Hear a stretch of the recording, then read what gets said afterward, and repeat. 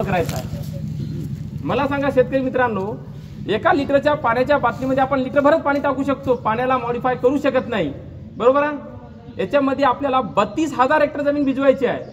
यांनी पाणी नेणार इथून निंगनूरला, या तुमच्या कोणीतरी नाले नाही का कोणीकडे मला नाही माहिती, इकडे आहे का इकडे आहे की, पण असो गावाला तर माहित आहे। या कालव्यानं पाणी नेणार आहे ते निंगनूरला। निंगनूरचं तळ बरेच जण माहूरला गेले असाल या मार्गाने। निंगनूरचं तळ तुम्ही पाहिलंच असाल की हो, त्याची नजर तुम्हाला पृथ्वी नजरेने दिसते तळ केवढा आहे ते। आणि त्यातलं एकच गाव जाणार आहे, पण तर रमण नाईक तांडा काहीतरी जाणार आहे, म्हणजे एकच गाव। त्यातलं क्षेत्र त्यांनी दिलं नाही, काय दिलं नाही, फक्त क्षेत्र दाखवले आपलं। आमदार महोदय म्हणतात की बाबा हे एक बंधारा आहे, मान्य आहे आपल्याला, बंधारा आहे मान्य करू आपण, चला ऐका तर लागलं ना मोठ्या माणसाचं आपल्याला। बंधारा आहे, बंधाऱ्याला नाव जलविद्युत प्रकल्प नाव येते का हो? हे तर साधारण शेतकऱ्याला अडाणी माणसाला माहित आहे ना, बंधाऱ्याला नाव कुठे येते का हो? आज एवढे बंधारे बांधले, टाकळीला बंधारा बांधला, घारापूरला बंधारा चालला, वरे भरले बंधारे मोठे चालवत, येतं एक महागावमध्ये एक चिमणी बंधारा झालेला आहे, पण त्याला प्रकल्प नाव आलेलं नाही, बंधारा म्हणून नाव आलं। सिंचनासाठी बंधारा बांधला, मान्य आहे आपल्याला। 10 टीएमसी पाणी या बंधाऱ्यामध्ये साचणार आहे म्हणून। आज इसापूर धरण 33 टीएमसीचा गुगलवर सर्च करा, तुम्ही तुम्हाला दाखवल। जीवित साठा त्याला 30 टीएमसी सुटते, 30 टीएमसी पैकी पाणी आपल्याला 37 दलगमी पाणी नदीसाठी आणि आपल्याला पिण्यासाठी पात्र आहे। त्यापैकी आपल्याला 12 दलगमी पाणी येते।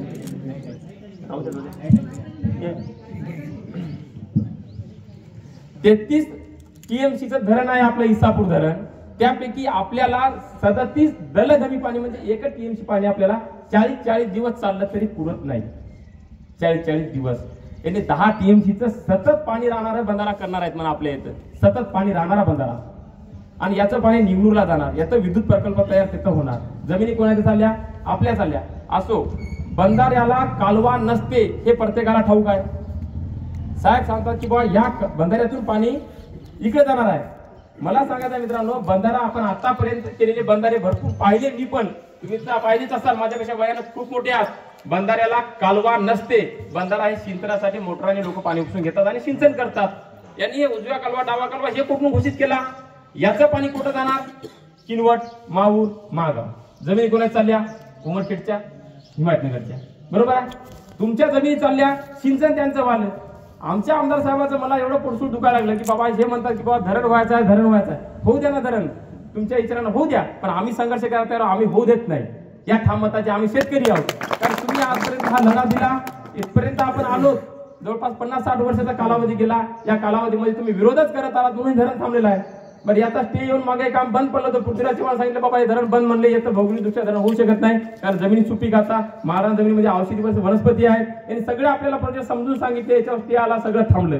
आता मदतच निघाले की मॉडिफाय बंधारा आला, धरण आलं, आणि याच्यामध्ये जलविद्युत प्रकल्प 20 मेगावॉट करायचा आहे। तेव्हा तुमचे गाव चालले होते 44 गाव, तेव्हा तुमचा जलविद्युत प्रकल्प 25 मेगावॉटचा होता, आता 20 मेगावॉटचा आहे। तेव्हा यांनी 44 गावाचं कोटेशन दिलं होतं, त्याच्यामध्ये काय काय जास्त विरोध झाला म्हणून पुन्हा 2009 मध्ये 14 गावावर आणून टेकवलं, वरच्या गावाला सोडून दिलं यांनी। का? या लोकांचा विरोध होणार नाही ना, त्यांना 14 गाव सांभाळा सोबत जाते। त्याच्यानंतर आता एक नवीन काढलं, एकही गाव जाणार नाही। 10 टीमची पाणी का तळावर थांबणार आहे? भांड्यात मावणार आहे का 10 टीमची पाणी?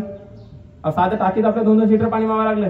टीएमसी काला म्हणतात, 33 टीएमसीचं इसापूर धरण आहे, 33 टीएमसीचं। आज विचार करा, 10 टीएमसी पाणी साचवायचं आहे यांना, आणि ते सांगतात की बाबा धरण छोटा आहे, जमीन जाणार आहे कोणाच्या? आम्हाला आमदार साहेबांनी स्वतः सांगितलं, मी त्या सभेला गेलो, आम्ही भेटायला गेलो, आमच्या गावच्या सिस्टम मंडळ घेऊन आम्ही डोलरचे काही कार्यकर्ते भेटायला गेलो होतो। साहेबांनी सांगितलं बाबा ते धरण नाही म्हणजे बंधारा आहे म्हणजे। आम्ही आता विश्वास कसा ठेवायचा? तुम्ही तर त्या अधिवेशनात बोंबलू म्हणून सांगले, मला बोलू द्या, मला बोलू द्या, मला बोलू द्या, थांबा माझा प्रश्न राहिला जलविद्युत प्रकल्पाचा। अरे तुम्ही प्रकल्प मागायला लागले, लोकांना बंधारा सांगायला लागले, तुम्ही एकच भाषा वापरा ना। बंधाऱ्याला तुम्हाला सभागृहात मागणी करायची गरजच नाही ना। एवढे बंधारे मागणी केले, फक्त उच्च पातळी बंधारे मागणी केले, ते बंधाऱ्याचं काम चालू तुम्हाला शेतकऱ्यांनी विरोधच केला नाही। केला का कोणी शेतकरी विरोध? 5-4-5 चालू आहे, ते चालू आहे व्यवस्थित। आणि यांनी सांगतात की बाबा काल आमच्या हिमायतला सांगलं हे बंधारा आहे आणि याला तुम्हाला मी जे वळकण करून देईल त्याच्या इतकंही फुटभर आगाव पाणी राहणार नाही। त्याला मी काय करणार, UPPचे पोल आणून रवून तुम्हाला मार्गावर टाकून चुना टाकून देतो तिथे। UPP म्हणजे माहिती आहे तुम्हाला काय आहे? उर्दू पेनगंगा प्रकल्प। UPP म्हणजे बरोबर आहे ना? चुकला असेल तर माफ करा बरं, एक शेतकऱ्याचा मुलगा आहे। UPP म्हणजे उर्दू पेनगंगा प्रकल्प। आता मला सांगा, बंधाऱ्याला उर्दू पेनगंगा प्रकल्प नाव द्यायची गरज काय? याचे पोल रवायची गरज काय आहे?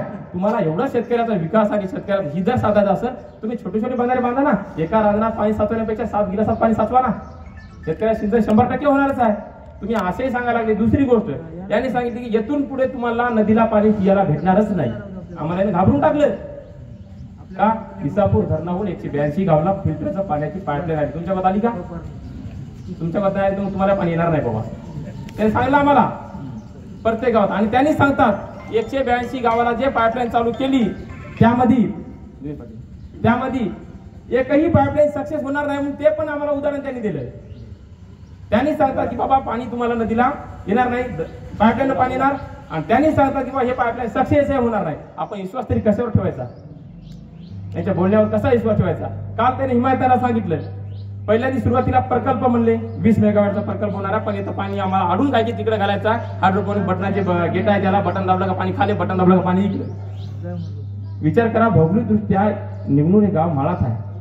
माळात गावात पाणी घालायचं म्हणल्यावर आपल्या इकडे पूर परिस्थिती काय होईल? आज आमच्या टाकलेला एक बंधारा, तुमच्या गांधीवाला बंधारा, त्याची जर 2-3 गेट टाकले गांधीगावच्या बंधाऱ्याचे फार बोरीपर्यंत पाणी जाते, त्याचं बॅकवॉटर. टाकीच्या बंधाऱ्यात जर 100% जर कोणला, त्या लोकांना अगोदर असा विश्वास घेऊन सांगले बाबा हे बंधारा छोटा आहे, मान्य शेतकऱ्याचा विरोध होणारच आहे, कारण त्या लोकांची जमीन चालले त्यांना आत्ता पैसे भेटले 2-2-2.5 लाख रुपये भानगडी करू त्याचे तर माझ्या 5-5 लाख भानगडीतच गेले असतील, पण आता पैसे त्यांना भेटले थोडीफार चुकून त्याचे पाण्यात जमिनी चालल्यात. त्या बंधाऱ्याचे गेट टाकल्यानंतर आमच्या गांधीवादा बंधारा 100% जर ते कोणला तर गांधीवादा बंधारा कोणलाही गरज नाही. तर विचार करा, याचं पाणी त्याचं घराचं 10 टीमचे पाणी दिलं त्याचं भरायचं आहे. 10 टीमचे पाणी त्या निवडणुकीच्या तर मावत नाही. साधी गोष्ट उदाहरण तुम्हाला माहित आहे, तुम्ही जाता फाता. मला एक म्हणायचं आहे बा, एवढं मोठं धरण हे करायला लागली आणि लोकांना विश्वासात कोण्याच घेतलं नाही. यांनी कोणाला सांगितलं का तुमच्या गावात आलं काही असा असा प्रकल्प चालला, इकून नाली चालली, इकून नदी चालली? सांगितलं कोणाला? आमच्या इकडे तर कोणाला माहित पण नाही की बंधारा होय की धरण होय का होय, काहीच माहित नाही. डायरेक्ट विधानसभेमध्ये मुद्दा गावला, आम्ही विचारल्यानंतर आम्हाला विरोध केला. अरे बाबा बंधारा तुमच्या कायमचा पाण्याचा प्रश्न आम्ही सोडला. अरे बाबा कायमचा पाण्याचा प्रश्न सोडला तर हे उजवेकालीन डावेकालीन तिकडे कुठं 32,000 हेक्टर जमीन कस काय ओली व्हायला लागली? जमीन तर आमची झाली ना. तिकडे 32,000 हेक्टर जमीन व्हायला ओली ती. मी काय सांगाल तुम्हाला, इसापूर धरणापर्यंत पासून करंजी पर्यंत जे गावं आलेत, करंजी आणि मराठवाडा दोन्ही मध्ये विदर्भात डावा काढवा याच्यात 32,000 हेक्टर जमीन भिजत नाही. काल एका चांगलं सुंदर उदाहरण दिलं आम्हाला टेंभुर्णीच्या काकांनी. त्यांना सगळ्या याच्यातला अभ्यास होता. आता आम्हाला त्याचा अभ्यास तेवढा नाही. त्यांनी सविस्तर माहिती अशी मुद्देसून मान्य केली. जेच मया दुधाला पाणी आले की वरून पाणी पण होते आणि त्याचं तर वरी घोषित आमले टेंभुर्णीला फुल पाणी चालतं. तेवढ्या धरणाचं पाणी झालं. 10 टीमची पाण्याचं पाणी नेऊन घालणार होतं तिकडे किनवट, माहूर, महागाव एवढ्या तालुक्यात जर पाणी घालत असेल तर आपलं धरण किती टीएमसी असेल याचा थोडा डोक्यानं थोडा विचार करा. असो, यांना जलविद्युत प्रकल्प करायचा होता. यांनी आपल्याला चिवत्या घुमा लागले, बंधारा करतो म्हणून काय करतो ना आमकं डमकं. आता विद्युत जर तयार करायची असेल, आपल्या इथं कारखाने किती मोठा आहे तो ऊसाचे कारखाने, याच्यावर किती मेगावॉट वीज तयार होईल आपण अंदाजे लावू शकत नाही. आज आमच्या हिमायतनगरला सौर पॅनल टाकला, 1000 एकरवर सौर पॅनल 200 मेगावॉट वीज तयार होत आहे. अख्खी रेल्वे तिथून पळत आहे. असे सौर पॅनल जर शेतकऱ्याला दिले तर तुमच्या मोठा त्याच्यावर उधळ चालतील. आज गांजेगावला झाला सुरुवात सौर पॅनल. तुमच्या गावात काही लोकांना सौर ऊर्जेच्या मोटर आल्या असतील. लोक शेतकरी पैसे भरून घ्या तयार आहेत ना. तुम्ही हे काम करा ना. तुमच्या गावात आलो येतो, आता आलो आम्ही, रोड पाहिला, सुरुवातीला चांगलं वाटलं, मस्त रोड झाला बांबू करायला चांगलं वाटलं. आलं की मग घचर सुरू झालं. अरे म्हणलं पोटदुखी सुरू झाली. हे काम हात ना. आज तुमच्या गावात जिल्हा परिषद शाळा, आता किती गोरगरिबाची शाळेत विद्यार्थी आहे तो. आज तुम्ही कदरून या जिल्हा परिषद शाळेला कदरून तुम्ही ढानकी शहरात लोक टाकायले शाळेत विद्यार्थी का टाकायले? येतं एक शिक्षक आहे 5 वर्गात, एक शिक्षक आहे 7 वर्गात. बाबा तुम्ही येतं विद्यार्थी संख्या भरवा, शिक्षक संख्या भरवा ना, विद्यार्थी ऑटोमॅटिक वाढतात. बरोबर आहे, चूक आहे. शे कामं दिले सोडून कुठं शिक्षक भरती नाही, कोणतं काम नाही, सगळे घोटाळे, सगळ्या घोटाळ्यामधून हे कामं करत आहेत. रस्ते कुठे नाहीत. एवढा समृद्धी महामार्ग केला, आता ते शक्तीपीठ काढून ठेवला. काय करत त्याची काय? तुम्ही चालले ना, बरोबर चालले ना, गोव्याला चालले, फिरायला लागले लोक, बरोबर फिरायला लागले. ते काढला शक्तीपीठाचा घुसपट काढला आता मध्ये आगावच. काय गरज होती याची? ते सगळे कामं पेंडिंग ठेवून ते मधातून घुसपट काढलं. कोणतं? जलविद्युत प्रकल्प. याचं पाणी काय की निवडणुकीच्या तयार जाणार नाही म्हणून. आणि पाणी काय की तसं साचवायचं नाही. याचे बंधारे काय गेट काय की पावसाळ्यात मोकळे म्हणत पाणी कुठं घेणार, मोकळे गेटे केल्यानं. प्रश्न समोर उपस्थित करायसारखे आहेत आपल्या. मी काय म्हणतो, यांनी जे एक एक गोष्ट सांगायला लागले त्याच्या 4-4 गोष्टीच्या खोट्या व्हायला लागल्या. आज एक बोलायले, उद्या एक बोलायले, परवा एक बोलायले, उद्या परवा आणखी नवीनच काहीतरी बॅटर काढतील. बाबा तुमच्या पाण्यासाठीच आम्ही हे सगळं करत आहोत फटाफट, तुम्ही आम्हाला विरोध का करायला लागले? साहेब मी तुम्हाला सांगतो, बंधारा 150 ते 200 250 कोटी मध्ये बंधारा कितीही मोठा होते. 8-8 हजार कोटी बंधाऱ्याला लागत नाहीत मित्रांनो, लागतच नाहीत. 8-8 हजार कोटी प्रकल्पाला, धरणाला पैसे लागतात, बंधाऱ्याला पैसे 200-250 कोटी खूप झाले. आणि 8,000 कोटीची काय गरज आहे एवढे पैसे खर्च करायची? तुम्ही शेतकऱ्याला कर्जमाफी देतो म्हणले, नाही दिली. लाडक्या बहिणीचा आशीर्वाद घेऊन तुम्ही मोठे मोठे आमदार झाले. बिनविरोधी पक्षाचा महाराष्ट्रात गाजायला लागला. विरोधी पक्षच नाही महाराष्ट्राला आज, आहे का? सगळे आमदार याचे सत्तेचेच झालेले आहेत. त्यामुळे विरोधी पक्षावर कोणी बोंबला तयार नाही. दोन्ही आमदार सत्तेतले आहेत. याला विरोधाची गरज नाही, याला कोणाची आपल्या शेतकऱ्याची तर मुळातच गरज नाही. आज याच्याकडे बेता मांडा गेलं त्यांनी आम्हाला दाबायला लागलेत. गपची बसा, तुमच्या जीवन मरणाचा प्रश्न आम्ही सोडत आहोत. अहो आम्ही मरण्याचा प्रश्न सोडत आहोत, तुम्ही आमचा डायरेक्ट जीवन वाचण्याचा नाही मरण्याचा प्रश्न सोडत आहात. तुम्ही आम्हाला डायरेक्ट उघड्यावर काढायला लागलेत. एवढ्या जमिनी गेल्यानंतर आमच्या बापदादाने जमिनी कमवलेल्या आहेत. सगळ्यांनी आज प्रत्येक घरामध्ये 10-10 एकरवाले माणसं, 2-2 एकरवाले, 4-4, 5-5 पोरं झाले. त्याच्यात त्या 5-5 एकरमध्ये 2-2 एकर आले. त्याच्यातले आज एकर-एकरावर येतील. आणि हे गेल्यानंतर पहिल्या काळात तुम्ही मजुरीवर वावर कमावले, घरं बांधले, पण आज तुम्ही मजुरीवर पत्तर सुद्धा घेऊ शकत नाही. कारण तुमचे आज खर्चाचं मूल्यमापन वाढलेलं आहे. आज पहिल्या काळात मजुरी होती 10 रुपये, त्यापैकी 8 रुपये लोकांची शिल्लक राहायचे. 2 रुपयात हप्त्याचा किराणा व्हायचा. लोक सांगतात 2 रुपयात बाजारभर किराणा येत गेला. बरोबर आहे. 8 रुपये तुमची शिल्लक राहायचे. दररोज 2 रुपये धर्म किराणा त्या काळात. आज तुम्हाला 400 रुपये मजुरी आहे, 350 रुपये तुमचा खर्च आहे रोजचा. 50 रुपये शिल्लक राहिली. इथं बेमार पडलं, सरकारी दवाखाने दिले त्यांनी खूप मोठे आपल्याला, पण सरकारी दवाखान्यात सुविधा मिळाली. माणूस आहे साधारण गोरगरीब जर असेल तर त्याला गावातले लोक वर्गणी करून पैसे लावायला लागले दवाखान्यासाठी, आणि त्याला चांगल्या दवाखान्यात भरती करा बाबा, गावचा माणूस वाचवा लागतो म्हणून आपल्याला वर्गणी करून त्याला द्यावं लागायला लागली. सरकारी दवाखान्यात भले मोठे दवाखाने बांधले, केंद्र काढले, सगळ्या गोष्टी केल्या, भरणा केला, सगळं केलं, पण त्यातले अधिकारी 2 तास, 1 तास, 3 तास राहतात. तुम्ही जा एखाद्या दवाखान्यामध्ये, दवाखान्याची परिस्थिती काय आहे, तिच्या सरकारी दवाखान्यात गेले माता भगिनी कोणी जर गेले असतील तर त्यांना विचारा सरकारी दवाखान्यात काय हलचाल करतात, काय त्याची बोलण्याची प्रतिक्रिया असते. ह्या सगळ्या गोष्टी तुम्हाला जाणीवपूर्वक माहित होता. हे सगळे कामं सोडले आणि हे मधातच काढलं घुसपट धरणाचं. काय गरज होती यांना? चांगले गुन्ह्या 15 वर्षामध्ये, पहिले 5-6 वर्ष 2009 ते 15चा काळ गेला लोकांचा बिल लग्नाचा. आज प्रत्येक गावामध्ये 10-20 आमचा तरुण वर्ग शिल्लक आहे लग्नाचा प्रत्येक गावात. आता त्याने नवीनच मोठा त्याचं सभागृहात गाजलं म्हणल्यावर तर आता तुम्ही सांगाल ना सुरू आपल्या 14-15 गावात पोराला कोणी विचारणार सुद्धा नाही. हे शोकांतिक आहे. हसू नका काका, खूप मोठी परिस्थिती बेकार आहे. आज प्रत्येक गावामध्ये विचार करा, व्यसनाधीन लोक झाले. याच्यामधून गुन्हेगारीचं प्रमाण आणखी वाढणार आहे. सगळ्यात महत्वाचा मुद्दा का तर कारण लोक आज परिस्थितीची हालातील बेकार होते ना. कारण ते प्रत्येक जण विचार करणार आहे बाबा आपल्या लग्नाचं काय खरं नाही. त्याच्या डोक्यात एकच विचार चालणार, त्याची बुद्धी भ्रष्ट होणार, त्याला काहीतरी आगावचं सुचणार, त्या सूचनेमध्ये ते व्यसनाधीन जाणार. व्यसनाधीन गेल्यानंतर घरचे त्याला विरोध करणार, विरोध केल्यानंतर त्याचे गुन्हेगारीचं प्रमाण वाढणारच, यात काही मात्र शंका नाही. त्यावेळेस लोकांना मजुरीवर जमिनी घेतल्या, पण आज मला सांगा तुम्ही जमिनीचे भाव काय झाले. त्यावेळेस जमिनीचे भाव होते 2000-3000 रुपये एकर काहीतरी होते. घर बांधायचं म्हणलं तर 50-40-50 हजारामध्ये खूप आलं. आज साधा एवढं जरी घर बांधायचं म्हणजे दादाला विचारा, नाही ना म्हणते 7-8 लाख रुपये खर्च केले मी अंदाजानं. पण याने गिलावा ठेवला, बाबा थांब बाबा गडबड करू नको, आपला विरोध संघर्ष कमिटी मार्फत पक्का झाल्यानंतरच गिलावा करा, पैसे खर्च करू नका. हे महाभूत आहे ते, कारण यांचे सरकार शेंडा बुडा आहे, कुठली परवानगी कवा रातोरात घेतील याचा काही अंदाज नाही. काल चिमटा धरणाच्या आम्ही समितीला भेटायला गेलो होतो, त्यात असे चॉकलेट दिले. देवेंद्र फडणवीस तुम्ही चेक करा, 3 वरच्या सभेमध्ये देवेंद्र फडणवीसने सांगितलं चिमटा धरण कायमचं रद्द, येथून पुढे धरण होणार नाही. मी अशी ग्वाही देतो शेतकऱ्यांनो, फक्त आम्हाला मतदान करा. त्यातल्या शेतकऱ्यांनी एकजुटीनं मतदान केलं, त्यातल्या विरोधी पक्षाला मतदान किती आहे बघा. तिथे का केलं? आमचा कायमचा प्रश्न सुटायला बाबा, कोणीही पक्षाचा राव, पण त्यानं बीजेपीलाच मतदान केलं. का? प्रश्न मोठा सुटला नव्हता त्यांचा. त्यांना सांगितलं 44 गाव आहेत सुरुवातीला. आज त्या गावाची माहिती अधिकाराखाली त्यांनी फाईल काढल्यानंतर 142 गावाची लिस्ट निघाली. विचार करायचे धरण किती मोठा आणि किती अंधारात ठेवलं त्यांना. आज आपल्याला सांगतात किंवा एकही गाव जाणार नाही, पण जमिनी जाणार. आता अरे काय जमिनी गेल्यानं काय खावा, काय घरावर कमाई होतात का तुमच्या? आज तुम्ही जमिनीवर कमवलं म्हणून घरं बांधलीत आपण, बरोबर आहे चूक आहे? आणि जे म्हणतात किंवा जमीन जातील आपण घरं जात नाही. अरे घराला काय खावा, का घरं जाऊ दे बाबा, जमीन राहू दे आमच्या, आम्ही डबल घर बांधतो. बांधू आपण घर डबल, कसे बांधू, येडे वाकडे बांधू, पत्राचे टाकू, झोपडे पहिल्या काळातल्या झोपड्यावर जाऊ आपण. पण तसं नाही होणार ना, कारण पाणी जमिनीवर साचेल ना. त्यांनी म्हणतात ते बरोबर आहे. चिमटा धरणामध्ये काल परिस्थिती आम्ही पाहिली, गेलो, त्यातले जे समितीचे माणसं आहेत संघर्ष समितीचे, त्यांची आम्ही सभा आमच्या शिरपडला 9 तारखेला लावलेली आहे. आवर्जून राखी पौर्णिमा आहे मित्रांनो, राखी पौर्णिमा 1-2 दिवस मागे पुढे आपल्याला करता येते. आपली बहीण आपल्या सदैव पाठीशी आहे, आपण बहिणीच्या पाठीशी आहोत. राखी पौर्णिमेचं औचित्य महत्वाचं आहे, मान्य आहे आपल्याला, कारण आपली संस्कृती तिला बाळगते आणि पाळते. पण त्या दिवशी सगळ्यात महत्वाचा आहे क्रांती दिवस. आपण 2009ला सुद्धा क्रांती दिवसाच्या दिवशीच आपण सावेसरला बैठक घेतली होती, मोठी महासभा. त्या महासभेचा त्याने पाहिलं की हादरले अर्धे. तसाच आपल्याला जनसागर उद्याच्या आमच्या शिरपलीच्या सभेला दाखवा, त्यात आम्ही सगळी राहण्याची, जेवणाची, खाण्याची सगळी व्यवस्था करणार आहोत गावकरी आमची टोटल. तुम्ही असं विचार करू नका लोक जमल्यानं पाणी पडल्यानं काय, पाणी पडल्यानं सुद्धा शेतकरी जमीन द्या तयार आहे. पाणी पडल्यानं सुद्धा खडका जमीन आम्ही सभा घेऊ. काय नियोजन लावा ते आम्ही लावून मुरुम टाकू देतो, सभा लावतो, काळजी करू नका. पाऊस जरी पडला तरी सभा होणारच, त्यात शंका नाही. आमचे गावकरी एवढे एकवटलेले आहेत. सभा कशी करायची आज मी काय सांगू, साधारण पोरग ज्याला मजुरी करता येत नाही ते पोरग म्हणते मी त्यांना दुखतो का, मी तर ते निर्मळ करू का. या लोकांची एवढी भावना लेकराची तयार झालेली आहे मित्रांनो. आम्ही जे जनजागृती पेटवलेली आहे हे तुमच्या आमच्या सगळ्याच्या मार्फत हे पुढे जाणार आहे. एक दोघाच्याने काम होणार नाही. गावाला गाव, आया बहिणी सगळ्यांनी या सभेला यावं आणि कडाडून विरोध करावा. जर सरकारला जर आपली ताकद जर नाही दाखवली तर हे तर आपल्याला गुंडाळून कोणीकडे फेकून देतील. कोण्या मला तुम्हाला जागा देतील, एक गुंठा घ्या, बांधा, पत्र पित्र टाका, राहा म्हणतील तुम्हाला. आज इसापूर धरणामध्ये ज्या लोकांच्या जमिनी गेल्या त्यांना आणखी तुटपुंडी मदत मिळाली नाही, पैसे मिळाले नाही, भानगडी करून मेले. आज तुमच्या कोण्या डॅम मध्ये, कोण्या रस्त्यामध्ये जे जमिनी गेल्या त्या लोकांना विचारा काय काय भानगडी झाल्या.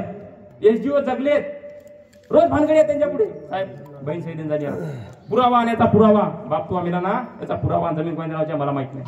बरोबर आहे, तू काय पुरावा तर मागतात ना तुम्हाला. त्याच्यात तुमच्या सातबारामध्ये 10 नाव आले असतात. त्या 10 नावापैकी एखादं टपकलं त्याचे तुम्हाला 2 लेकरं वाढतात. त्याच्या पोरीचे लग्न झाले असते, त्या पोरीच्या जावाच्या घरी जावं लागते. जावा म्हणते काय भरभणी लावली म्हणते, नको बाबा म्हणते, आपल्याला कोर्टात चक्र व्हायला जाऊ दे, नकोच, सही करू नको, जाऊ नको, माहित नाही. आखी फाईल पेंडिंग पडते, त्याचे पैसे अडकतात आणि सगळं. आणि हे पैसे तुम्हाला आज धरण केल्यानंतर आज भेटणार नाहीत. त्याला जाईल तुमच्या पुराच्या पिढीच्या काळात थोडं थोडं येतील. आज तुम्हाला सुरुवातीच्या लोकांना जराशी सगळं देतीलच, बाबा उठा हे पैसे घ्या. त्या लोकांना उठल्या तुम्हाला माहित होते, अरे पहिल्या लोकांना नाही पैसे भेटले, गेलं बरेच्या बायला. पण मी सांगतो नदी काठचं व्हॅल्युएशन 1-1.5-2 लाखाच्या वर कुणाचंच नाही. आणि 2 लाखाच्या वर म्हणलं तर आपल्याला 5-7 लाख रुपये भेटतील. पण ते 7 लाख रुपये भेटायसाठी आपल्याला 4-4 चक्रा मारावं लागतील. कुठं कुठं जायला लागेल हे शेतकऱ्याला माहित पण नाही. आता तर काळ एवढा भारी झाला, एका अधिकारी भेटेल त्या अधिकारी म्हणजे पुढचे सही मी मागचा सही पुन्हा करतो. ते अधिकारी म्हणजे बाबा सही द्यायला तू ते पुरावा, कोणाचं आहे, बापाचं कोणतं वय, मायचं कोणतं वय, लेकर किती, असं सगळं. हे सगळं जर काढत बसला तर तुमची पिढी संपून जाते. हे पैसे तसेच राहून जातात. आणि आपलं धरण करायचं जर म्हणलं यांनी ते काही करतील, पण आपल्याला विरोध जर करायचा म्हणलं तर आपल्याला एकोपा दाखवावा लागते. आणि या एकोप्याला तुम्ही संघर्ष करून एक समोर यावं लागेल. आणि आपण जर विचार केला माथ्याचं चाललं राहिलं ना, नदीचा काठवा चालला ना, एक सांगतो मित्रांनो, कोट्यापासून करंजीपर्यंत कोट्याच्या जरी शेतकऱ्याची 10 एकर जमीन जात असेल त्या ठिकाणावर, ते आपला शेतकरी राजा आहे, आपला सर्वांचा आहे, ते हाडा मासाचा माणूस आहे. त्या एकट्यासाठी आपण एवढा संघर्ष पेटवावाच लागेल. त्यांनी म्हणतात ना धरण का आम्ही जमीन झालं तर धरण कसं करावं. धरण काय गरज काय ना, तुम्ही बंधारे बांधा ना, सौर पॅनल द्या ना, ऊर्जा तयार आहे सगळ्या गोष्टी आहेत. कारखान्यात तेवढ्या याच्यावर ऊर्जा तयार करा, कारखाने पण जातील, उसाला पण तुमचा भाव वाढेल. ते सगळ्या गोष्टी करायसारख्या हे सोडून दिलं आणि याच्यात केलं. 8-8 हजाराचे प्रोजेक्ट करायला लागले. पहिलेच प्रोजेक्ट कम्प्लीट नाही त्यांची. सर्वांना माझी एकच विनंती आहे, येणाऱ्या 9 तारखेला शिरपल येथे सभेला तुम्ही सर्वांनी आया बहिणी सगट, लेकरा सगट घेऊन या, सर्व सोय आहे. पाणी जरी पडलं तरी सभेला या, वाण लावून या, कसं या, पण सभेला या. हे सभा सोडू नका. याच्यातून जे मार्गदर्शन तुम्हाला घ्यावं वाटेल ते घ्या. याच्यामध्ये तुमचा काही गावातील राजकीय हेतू जर असेल किंवा कोणत्या पक्षाचा असेल, कोणत्या धुऱ्यासाठी भांडण जरी असेल, ते भांडण सगळ्या बाजूला ठेवा. पण हे धरण हे सगळ्याचं मरण आहे. या हिशोबाने सर्वांनी एकोप्याने एकदा या, हे सभा ऐका आणि सर्वांनी मिळून संघर्ष करा. एवढं बोलून मी थांबतो.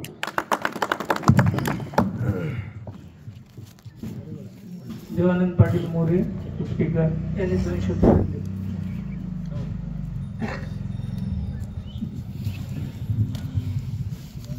बोलले.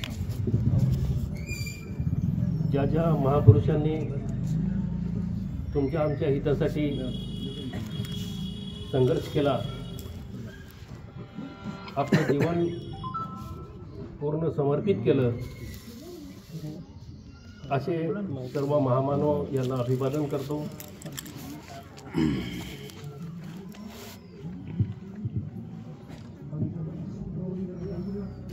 धरणग्रस्त उपस्थित सर्व शेतकरी बंधू आणि भगिनींनो, आज देशामध्ये भारत कृषीप्रधान देश म्हणून ओळखला जातो. या कृषीप्रधान देशामध्ये 70% शेतकरी या देशाचा मालक म्हणून गणला जातो. या 70% शेतकऱ्याला त्याच्या समस्येचं निराकरण करण्याचा अधिकार या व्यवस्थेनं ठेवलेला नाही.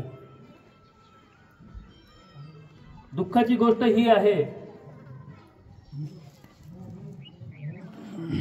की आमच्या अशा धरणासारखे प्रश्न, आणखीन अनेक प्रश्न, शेतकऱ्यांच्या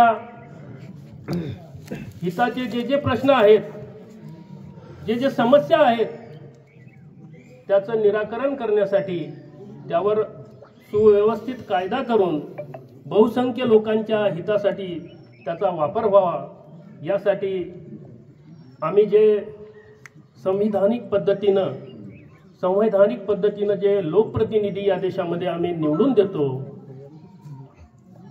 त्यांचं खरं तर हे कार्य आहे. मग ते विधान भवन असो की संसद भवन असो,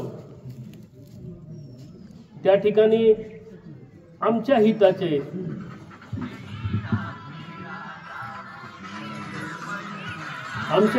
कायदे करणं आणि आमच्या हिताचा कायदा करून त्याची अंमलबजावणी करण्यासाठी खरं तर या लोकप्रतिनिधींचं कार्य असते. मग ते आमचे शैक्षणिक प्रश्न असो, आमचे शेतीचे प्रश्न असो, की आणखीन कोणत्या अशा समस्याग्रस्त जे काही प्रश्न आहेत त्याच्यावर तोडगा काढण्यासाठी आमचं संसद भवन आणि आमचं विधान भवन हे प्रामुख्याने या देशामध्ये संवैधानिक पद्धतीनं न्याय हक्क मागण्यासाठी एक व्यवस्था आहे. पण दुःखाची गोष्ट ही आहे की हा 70% शेतकरी, याचे लोकप्रतिनिधी मुठभर भांडवलदारांना विकल्या जाते. आणि म्हणून तुमच्या आमच्या हिताचा तिथं प्रश्न उपस्थित केलेला कधीही दिसत नाही. बोटावर मोजणे इतकेच आमदार खासदार आहेत या देशामध्ये की ते फार कधीतरी प्रश्न शेतकऱ्याच्या हिताचे तिथं उपस्थित करते आणि त्या दिशेने वाटचाल करण्याचा प्रयत्न करते. पण त्यांना मात्र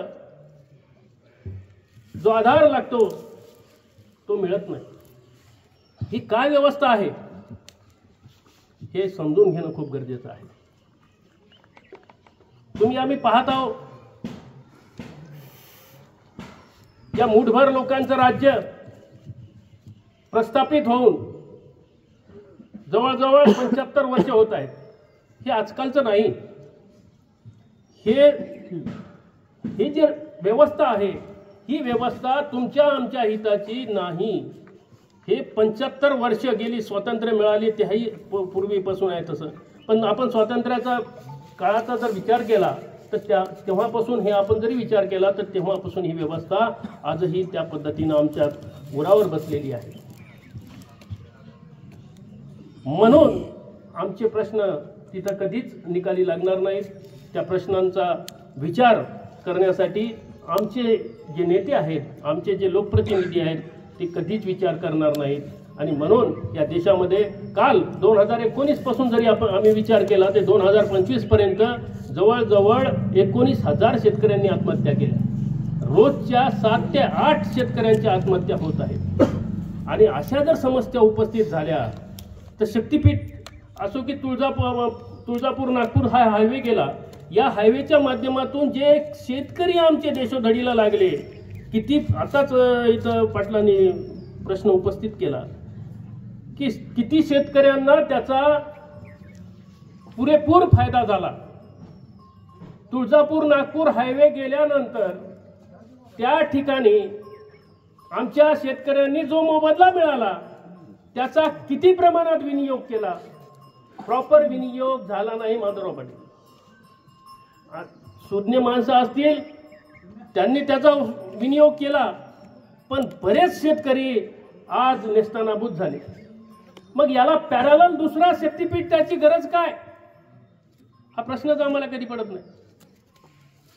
तर याचं कारण असं आहे की जागतिक बँकेनं हे लुडबुड करणारे वरचे खालचे सगळे नेते आहेत, यांना $5 लाख डॉलर म्हणतो मी, $5,00,000 कोटी हे मंजूर करण्यात आलेले आहेत. मग हा पैसा घालायचा कुठं? या देशामधल्या ज्या मूळ समस्या आहेत, कोणत्या समस्या आहेत? महत्वाचा आज बेरोजगारी आहे, शेतमालाला भाव नाही, आमच्या आरोग्याचे प्रश्न आहेत, आमचे तरुण आज चौकात बसताना पाहतो आम्ही. अशा अनेक समस्या आमच्या असताना हे $5 लाख हजारो कोटी जे रुपये मिळाले जागतिक बँकेकडून, जागतिक बँकेकडून जे कर्ज आम्हाला कर्ज रुपी मिळाले हे दुसरी गोष्ट लक्षात घ्या. आमच्यावरचा कर्जाचा डोंगर वाढतच आहे. मग याचा उपयोग काय? तर हे या पैशाचा विनियोग हे रस्ते विकासासाठी करणार आहे, भांडवलदाराच्या हितासाठी त्याचा उपयोग होणार आहे. आणि बहुराष्ट्रीय कंपन्या या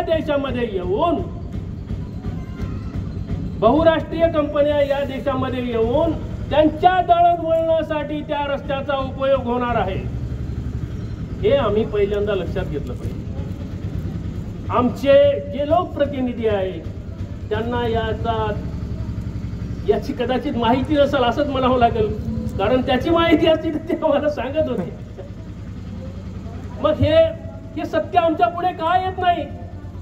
सोशल मीडियाच्या माध्यमातून काही गोष्टी आमच्या समोर येतात, पण मीडिया आज तर 100% विकलेला आहे. तुम्हाला आम्हाला माहित आहे खरं काम कोणाचं आहे. या देशामध्ये जे मीडिया आहे, प्रसार माध्यम असो, डिजिटल मीडिया असो, कोणताही मीडिया असो, त्याचं काम आहे की आमच्यापर्यंत खऱ्या गोष्टी आल्या पाहिजे, पण ते येणार नाही. म्हणून तुमच्या आमच्यासारखी जी मंडळी आहे, सत्य सांगा जरी लागे कडू, आमच्या महापुरुषांचा विचार आत्मसात करून त्या दिशेने आम्हाला वाटचाल करण्याची गरज आहे. येणाऱ्या काळामध्ये अशा भरपूर समस्या आहेत. सगळ्यात महत्वाची समस्या आमच्या समोर आहे. आम्ही ज्या मेहनतीनं आज शेतीमध्ये घाम गाळून ज्या पद्धतीनं आमचा माल आम्ही उत्पादित करतो, तो माल विकण्याचा अधिकार आम्हाला नाही. देशामध्ये जे शेतकऱ्यांचं आंदोलन झाले, त्या आंदोलनांची मागणी होती की आम्हाला MSPचा कायदा, MSP वर कायदा झाला पाहिजे. आमची मागणी जी आहे ती बाजूला ठेवण्यात येत आहे. आमची मागणी स्वामीनाथन आयोगाची आहे, ती बाजूला ठेवण्यात येत आहे. आणि मग आम्हाला देतात काय? तर 3 काळे कायदे की ज्यांची आम्हाला मागणी आमच्या कोणत्याही शेतकऱ्यानं त्याची मागणी केली नव्हती. मग या 3 काळ्या कायद्याचा फायदा काय कुणासाठी? तर हे 3 काळे कायदे या देशातल्या भांडवलदाराच्या हिताचे आहेत. आणि म्हणून आमच्या शेतकऱ्यांनी ते हाणून पाडलेलं आहे आणि शेतकऱ्यांना सन्मान मिळवून दिला. जगानं त्याची दखल घेतली आणि शेतकऱ्यांचं एक वेगळं आंदोलन या पूर्ण जगभरात त्याला मान्यता मिळाली. अशाच प्रकारे आम्हाला रस्त्यावर आल्याशिवाय इलाज नाही. आम्ही तो कृषीप्रधान देश आहोत. आमच्या देशाला बाहेर जगामध्ये कृषीप्रधान देश म्हणून गणल्या जाते, पाहिल्या जाते, म्हणल्या जाते, विचारल्या जाते, बोलल्या जाते. मग या 70% शेतकरी या देशाचा मालक असून त्याला असं रस्त्यावर का यावं लागते याचा विचार आम्हाला कधी पडत नाही. मग ही व्यवस्था कुणाची आहे? तर ही मूठभर भांडवलदाराची व्यवस्था आहे आणि त्याच्याच हिताचे असे धरण होतील, त्याच्याच हिताचे असे कायदे होतील आणि त्याच्याच हिताचं सर्व काही होईल. मग हे धरण झाल्यानंतर फायदा कुणाचा? आज देशामध्ये ठिकठिकाणी आम्ही पाहत आहोत, विज्ञान एवढं पुढे गेलं, बंधारे बांधून सुद्धा आम्ही ओलीत करू शकतो आणि सोलर प्लांटच्या माध्यमातून कितीही वीज निर्मिती करू शकतो. मग एवढा असताना आम्हाला 20-25 मेगावॅट क्षमतेच्या धरणाची गरज काय? आमचं क्षेत्र बुडीत घालून त्या पद्धतीनं तिथं नियोजन करण्याची गरज काय? तर या प्रकारे आम्हाला कधी प्रश्नच पडत नाही आणि आम्ही आमच्या लोकप्रतिनिधीला कधीही प्रश्न विचारत नाही, तू आमच्यासाठी काय करणार, तू आमच्यासाठी तुझ्याजवळ काय नियोजन आहे, आमच्या मुलांच्या शिक्षणासाठी काय नियोजन आहे, आमच्या शेतकऱ्याच्या शेतमालासाठी काय नियोजन केलं, शेतकऱ्याच्या मालाचा भावाचा कधी प्रश्न तू उपस्थित केला का? या गोष्टीचा आम्ही कधीही त्याला विचार करत नाही आणि म्हणून आमचे लोकप्रतिनिधी तिथं गेम खेळते आणि त्यांना जाणीवच नाही आणि आम्ही अज्ञान असल्यामुळं त्याला कधी आम्ही जाणीव करून देत नाही. म्हणून या देशाचं एवढं चांगलं संविधान असताना, संविधान म्हणजे आज या देशाला चालणारं एकमेव एकमेव ग्रंथ आहे की या सर्व ग्रंथापैकी श्रेष्ठ ग्रंथ असेल तर या देशामध्ये संविधान आहे आणि संविधानाच्या दिशेने आम्हाला वाटचाल केली तर कोणताही माझा लाल आम्हाला रोखू शकत नाही, आमचं कोणीही वाकडं करू शकत नाही, याची जाणीव आम्हाला ठेवावं लागणार आहे.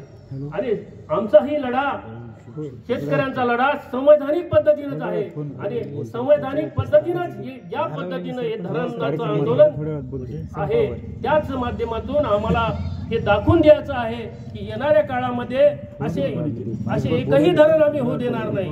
हे धरण नाही, एकही धरण आम्ही अशा प्रकारे होऊ देणार नाही आणि कोणत्याही प्रकारे शेतकऱ्यावर अन्याय होऊ देणार नाही. ही भूमिका आम्हाला ठाम ठेवून समोर चालावं लागणार आहे.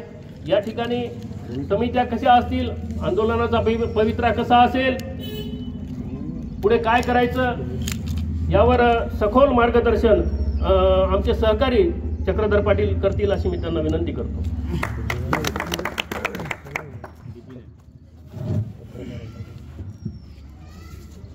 लोकानुकंपाय अत्तानुहिताय आदि कल्याण मध्य कल्याण अंत कल्याण असं तथागत गौतम बुद्धांनी आम्हाला सांगितलं. अत दीप भव हे सुद्धा त्यांनी सांगितलं, म्हणजे स्वयंप्रकाशित व्हा. आणि मी आधी जो काही वाक्यरचना केली हा पाली भाषेतला शब्द आहे मित्रांनो. त्याच्यामध्ये सांगितलेलं आहे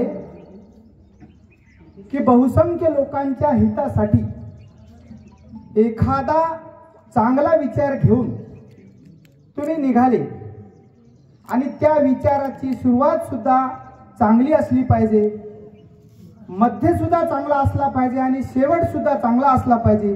या तिन्ही अवस्थेमध्ये तुम्ही जर तो विचार घेऊन गेले तर त्या ठिकाणी बाकीचे शत्रूच काय, निसर्ग सुद्धा तुम्हाला साथ सहकार्य देत असतो, हे गौतम बुद्धांनी सांगितलं. दुसरा प्रश्न, अतत दीप भव स्वयंप्रकाशित व्हा. आम्ही म्हणतो की आमच्या जे काही सकाळी झोपेतून उठल्यापासून रात्री झोपेपर्यंत, आताच मोरे सरांनी सांगितलं की 75 वर्ष झाले लोकशाहीला, लोकशाही आता म्हातारी होत आली, परंतु आमच्या समस्या सुटल्या नाहीत. कोणत्या समस्या आहेत आमच्या? आमच्या समस्या स्वच्छ पाणी, खायला स्वच्छ अन्न, राहायला घर, गावाला रस्ता, शिक्षण, आरोग्य, उद्योग, नोकरी, या सगळ्या गोष्टी. अनेक सरकार येतात, दर 5 वर्षाला आम्ही लोकशाहीचा सगळ्यात मोठा उत्सव साजरा करतो, परंतु त्या ठिकाणी सरकारच्या त्या निवडणुकीच्या मध्ये काय सांगतात, फक्त आणि फक्त शेतकऱ्याचं नाव घेतात. शेतकऱ्यांचं नाव घेऊनच निवडणुका का लढल्या जातात? काऊन भांडवलदाराचं नाव घेतले? सगळ्यात महत्त्वाचा मुद्दा आहे की नाही.